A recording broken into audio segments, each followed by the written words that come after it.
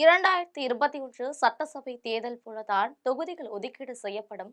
கூடுதலாக ஒரு சீட்டு கூட தர முடியாது, ஆட்சியிலும் பங்கு தர முடியாது என்று காங்கிரஸ் கட்சியிடம் திமுக தரப்பு உறுதியாக சொல்லியுள்ளதாக தகவல்கள் வெளியாகியுள்ளது. அதேபோல் விடுதலை சிறுத்தைகள், 2 கம்யூனிஸ்டுகள் மதிமுகவிற்கும் கூடுதல் சீட்டு வழங்க திமுக ஆர்வம் காட்டவில்லை என்றும் அதன் பின்னணி குறித்தும் பரபரப்பான தகவல்கள் வெளியாகியுள்ளது.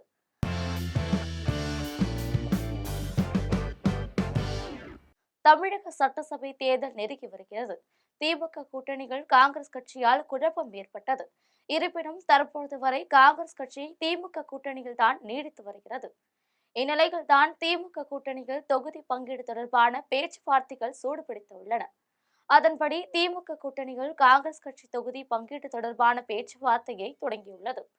காங்கிரஸ் பொதுச் செயலாளர் KC வேணுகோபால் திமுக தலைவர்களுடன் தொடர்பில் இருந்து வருகிறார். விரைவில் தொகுதி உடன்பாட்டை எட்டு வகையில் அவர் ஆர்வம் காட்டி வருகிறார். குறிப்பாக இந்த முறை காங்கிரஸ் கட்சி 2021 சட்டசபை தேர்தலை விட அதிக இடங்களில் களமிறங்குவது அல்லது ஆட்சி அதிகாரத்தில் பங்கு கோருவதை திட்டமிட்டுள்ளது. ஆனால் திமுக தற்பொழுது கூட்டணியில் உள்ள கட்சிகளுக்கு கூடுதல் இடங்களை வழங்க தயங்குகிறது. மாறாக புதிய கட்சிகளை கூட்டணிக்குள் கொண்டு வருவதில் கவனம் செலுத்துகிறது. தொகுதி பங்கீடு பற்றி பேச காங்கிரஸ் கடந்த ஆண்டே தனிக்குழுவை அமைத்தது.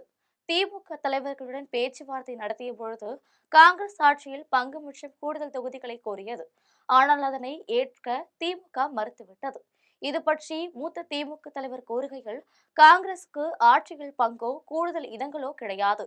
2021 சட்டசபை தேர்தலில் ஒதுக்கப்பட்ட அதே இடங்கள் தான் கிடைக்கும். 2021 இந்த தொகுதி பங்கீட்டு பார்முலா சிறப்பாக செயல்பட்டது. இந்த முறையும் இதுவே தொடரும் என்று திட்டவட்டமாக தெரிவித்துள்ளார். கடந்த 2021 சட்டசபை தேர்தலில் காங்கிரஸ் கட்சிக்கு 25 தொகுதி ஒதுக்கப்பட்டது. அதில் 18 இடங்களில் வெற்றி பெற்றது. இந்நிலையில் தான் அதேபோல் இந்த முறையும் 25 தொகுதிகளை மட்டுமே வழங்க திமுக திட்டமிட்டுள்ளது. அதேபோல் தொல் திருமாவளவன் விடுதலை சிறுத்தைகள் கட்சி, இந்திய கம்யூனிஸ்ட் கட்சி, மார்க்சிஸ்ட் கம்யூனிஸ்ட் கட்சி, வைகோவின் மதிமுக உள்ளிட்ட கட்சிகளுக்கு தலா 6 இடங்கள் வழங்கப்பட்டது.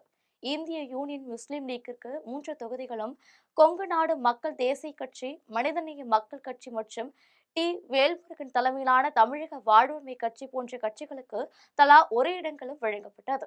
இந்த கட்சிகள் உதயசூரியன் சின்னத்தில் போட்டியிட்டன. இந்நிலையில் தான் இந்த முறையும் அதே தொகுதிகளை ஒதுக்க திமுக திட்டமிட்டுள்ளது. கூடுதல் சீட்டுகளை யார் கேட்டாலும் திமுக அதற்கு ஒப்புக்கொள்ளாது என்ற தகவல் வெளியாகியுள்ளது. ஏனென்றால் நடிகர் விஜய் புதிதாக கட்சி தொடங்கியுள்ளார். அவரது தமிழக வெற்றிக் கழகம் ஒரு சட்டசபை தேர்தலில் களமிறங்க உள்ளது. இதனால் அவர் ஓட்டுகளை பிரிக்கலாம். அதேபோல் கடந்த 5 ஆண்டு ஆட்சியால் இயல்பாக மக்களிடம் அதிருப்தி இருக்கலாம். இதனால் கூட்டணியை இன்னும் பலமாக்க முதல்வர் ஸ்டாலின் விரும்புகிறார். ஏற்கனவே கமல்ஹாசனின் மக்கள் நீதி மய்யம் கூட்டணியில் இணைந்துள்ளது. இதை தவிர இன்னும் சில சிறிய கட்சிகள் திமுகவுடன் கைகோர்த்துள்ளன. இதனால் அந்த கட்சிகளுக்கும் சீட் ஒதுக்கீடு செய்ய வேண்டிய கட்டாயம் திமுகவுக்கு உள்ளது. இதை தவிர பிரேமலதா விஜயகாந்தின் தேமுதிகவை கூட்டணியில் சேர்க்க பேச்சுவார்த்தை நடத்தப்பட்டு வருகிறது. இதனால் காங்கிரஸ் கட்சிக்கு அதிக சீட் ஒதுக்க திமுக தயங்குகிறது.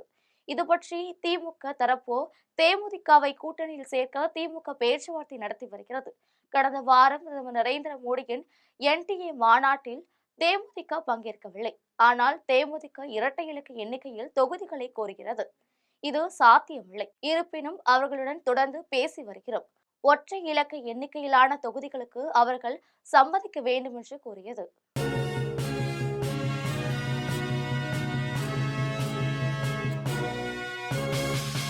உடனுக்குடன் அப்டேட் தெரிந்து கொள்ள ஜெம் டிவி தமிழ் ஆப்பை இன்ஸ்டால் செய்யவும்.